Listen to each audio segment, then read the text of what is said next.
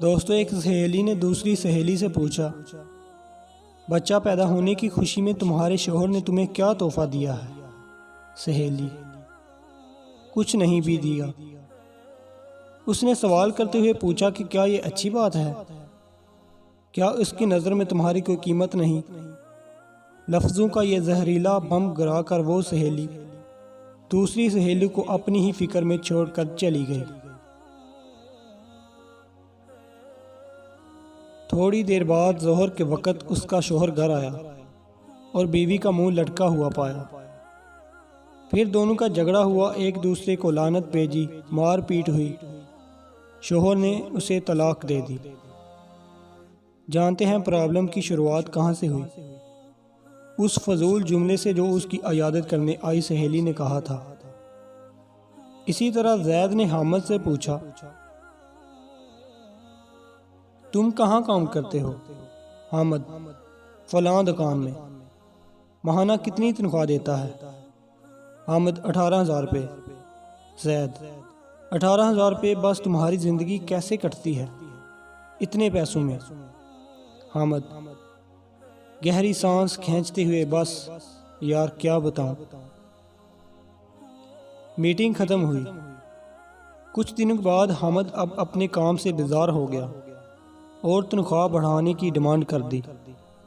جیسے مالک نے رد کر دیا، نوجوان نے جواب چھوڑ دی اور بے روزگار ہو گیا۔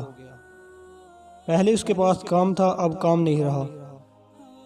ایک صاحب نے ایک شخص سے کہا جو اپنے بیٹے سے الگ رہتا تھا، تمہارا بیٹا تم سے بہت کم ملنے آتا ہے، کیا اسے تم سے محبت نہیں؟ باپ نے کہا، بیٹا مصروف رہتا ہے، اس کے کام کاج کا شیڈول سخت ہے، اس کے بیوی بچے ہیں، اسے بہت کم وقت ملتا ہے۔ پہلا آدمی بولا، واہ یہ کیا بات ہوئی، تم نے اسے پالا پوسا، اس کی ہر خواہش پوری کی، اب خود کو خواہ مخواہ سمجھ جاتے ہو کہ اس کو مصروفیت کی وجہ سے ملنے کا وقت نہیں ملتا، یہ تو نہ ملنے کا بہانہ ہے۔ دوستو، اس گفتگو کے بعد باپ کے دل میں بیٹے کے لیے خلس سی پیدا ہو گئی۔ بیٹا جب بھی ملنے آتا وہ یہ بھی سوچتا رہتا کہ اس کے پاس سب کے لیے وقت ہے سوائے میرے۔ یاد رکھیے، زبان سے نکلے الفاظ دوسروں پر بڑا گہرا اثر ڈال سکتے ہیں۔ بے شک کچھ لوگوں کی زبانیں شیطان سے بولا جاتا ہے۔ ہماری روزمرہ کی زندگی میں کچھ سوالات ہمیں بہت معصوم لگتے ہیں، جیسا کہ تم نے یہ کیوں نہیں خریدا؟ تمہارے پاس یہ کیوں نہیں ہے؟ تم اس شخص کے ساتھ پوری زندگی کیسے چل سکتے ہو؟ اور تم اسے کیسے مان سکتے ہو؟ وغیرہ وغیرہ۔ دوستو، اسی طرح کے بیشتر سوالات نادانی میں یا بلا مقصد ہم پوچھ بیٹھتے ہیں، جبکہ یہ بھول جاتے ہیں کہ ہمارے یہ سوالات سننے والے کے دل میں نفرت یا محبت کا کون سا بیج بویا جا رہا ہے۔ دوستو، آج کے دور میں ہمارے ارد گرد یا گھروں میں جو فسادات پیدا ہو رہے ہیں، ان کی جڑ تک جایا جائے تو اکثر اس کے پیچھے کسی اور کا ہاتھ ہوتا ہے۔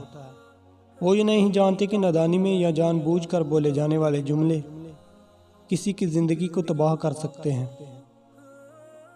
فساد پھیلانے والے نہ بنو۔ لوگوں کے گھروں میں اندھے بن کر جاؤ اور وہاں سے گونگا بن کر نکل آؤ۔